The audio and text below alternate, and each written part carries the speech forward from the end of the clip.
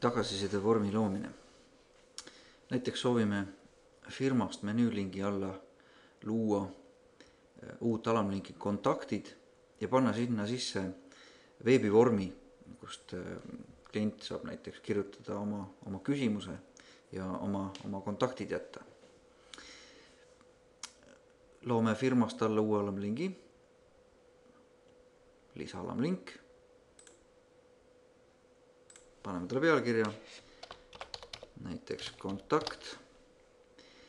Ja kuna me ei soovi käsitsi tehtavat lehekülge siin kasutada, vaid soovime spetsiaalset vormi komponenti, siis vajutame siin vaheta komponent, valime moodul unit,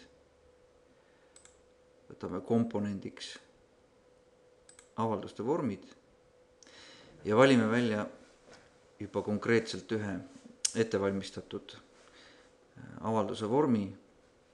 Näiteks meil on siin siis variant tagasiside, võtame selle sama ning salvestame. Salvestame veel kord ka õigused ja on meil kodulehel kontaktid vorm täiesti olemas.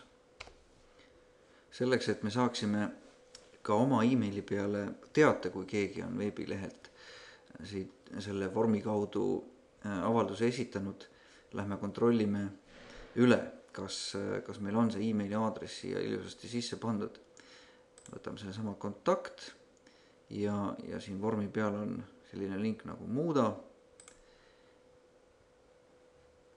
Ja lähme veebivormi muutmise režiimi. Nüüd meid huvitab kõige alumine väli, saada koopia.